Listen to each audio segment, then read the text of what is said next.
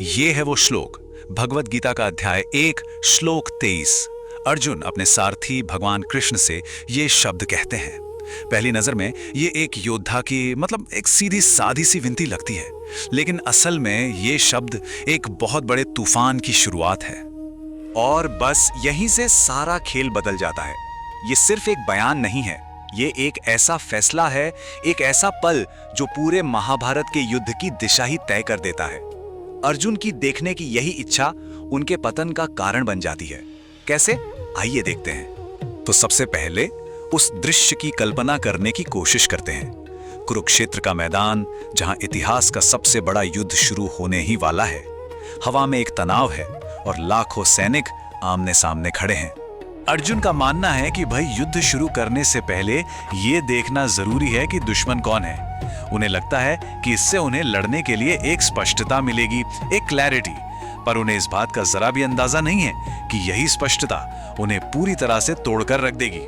अब इस पूरे नाटक को समझने के लिए हमें उन शब्दों पर ध्यान देना होगा जो अर्जुन चुनते हैं, क्योंकि इस एक श्लोक के हर एक शब्द में एक बहुत गहरा अर्थ छिपा है। चलिए इन शब्दों को एक एक करके तोड़ते हैं और देखते हैं।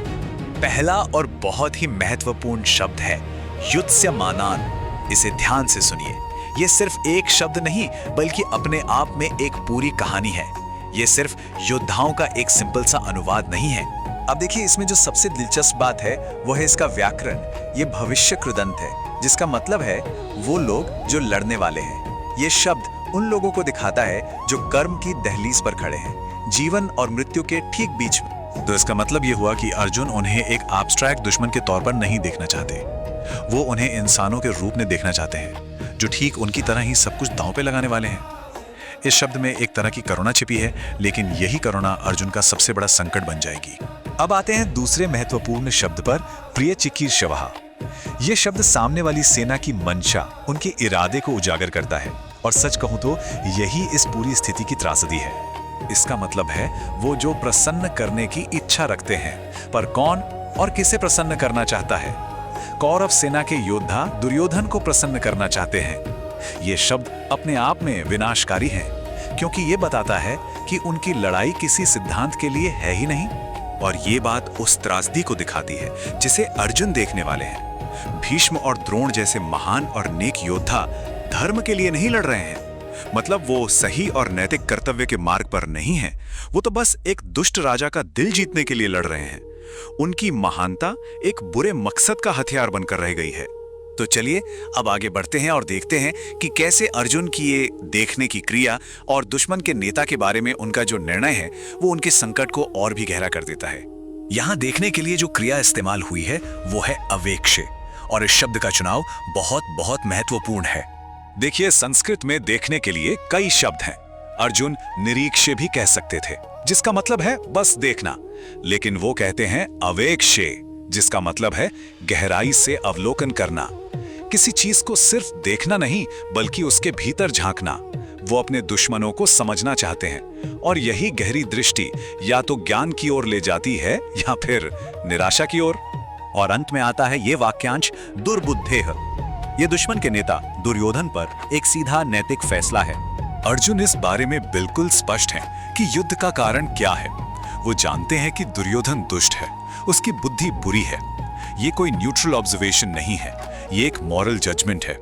और यही बात स्थिति को और भी दुखद बना देते हैं कि भीष्म और द्रोण जैसे अच्छे लोग एक ऐसे दुष्ट व्यक्ति के लिए लड़ रहे हैं। और अब हम इस विश्लेषण के उस चरम पर पहुंचते हैं जहां अर्जुन का ये सारा बौद्धिक विश्लेषण एक भावनात्मक और मनोवैज्ञानिक बिखराव में बदल जाता है। जो कुछ उन्होंने देखा उसने उन्हें पूरी तरह से तोड़ दिया। इस स्लाइड में वो मूल त्रासदी साफ दिखती है जो अर्जुन देखते हैं। जिन लोगों से वो प्यार करते हैं, जिनका वो सम्मान करते हैं, वो एक ऐसे पक्ष के लिए लड़ने को मजबूर हैं जिसे वो खुद गलत जानते हैं। भीष्म अपनी प्रतिज्ञा से बंधे हैं, द्रोण अपने पद से, और कर्ण अपनी दोस्ती से। मतलब सबके सब फंसे हुए हैं।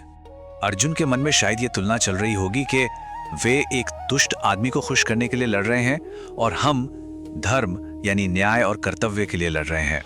लेकिन जैसे ही वो सामने देखते हैं, उन्हें एहसास होता है कि स्थिति इतनी सीधी, इतनी ब्लैक एंड व्हाइट है ही नहीं। सोचिए जरा, एक पल के लिए वो विशाल सेना अब सिर्फ सेना नहीं रही, वो अब परिचित चेहरों का एक समूह है। उनके पितामह भीष्म, उनके गुरु द्रोण, उनके रिश्तेदार, उनके दोस्त, हर चेहरा एक याद है, एक रिश्ता है। जो दुश्मन एब्स्ट्रैक्ट था अब वो अपना बन गया है। और यहीं पर अर्जुन उस सवाल का सामना करते हैं जिसका शायद कोई जवाब ही नहीं है। ये वो सवाल है जो उनकी आत्मा को झकझोर कर रख देता है। ये वही सवाल है जो उनकी देखने की इच्छा ने उनके सामने लाकर खड़ा कर दिया है। और नतीजा, ये सरल लेकिन बहुत ही शक्तिशाली निष्कर्ष। वो योद्धा जो बेहतर ढंग से लड़ने के लिए स्पष्टता चाहता था, अब उसी स्पष्टता से पंगु हो गया है। उसका निश्चय, उसका संकल्प सब बिखर चुका है। तो अब आइए इस प्राचीन संकट को आज के समय से जोड़कर देखते हैं। अर्जुन का संकट सिर्फ उनका नहीं था, ये मानव स्वभाव और संघर्ष के बारे में कुछ ऐसे सार्वभौमिक प्रश्न उठाता है जो आज भी उतने ही प्रासंगिक हैं। ये श्लोक हमें सिखाता है कि किसी भी संघर्ष में सच्ची समझ हासिल करना कितना महत्वपूर्ण और कितना खतरनाक हो सकता है। ये हमें अपने विरोधियों को सिर्फ दुश्मन के रूप में नहीं, बल्कि उनकी अपनी मंशाओं और मजबूरियों वाले इंसानों के रूप में देखने के लिए कहता है। और सबसे बढ़कर ये हमें खुद से पूछने के लिए कहता है, हम आखिर लड़ क्यों रहे हैं। और हम इसी अंतिम विचारोत्तेजक प्रश्न के साथ इस विश्लेषण को समाप्त करते हैं। अर्जुन का दुविधापूर्ण सवाल हर किसी के लिए एक चुनौती बन जाता है।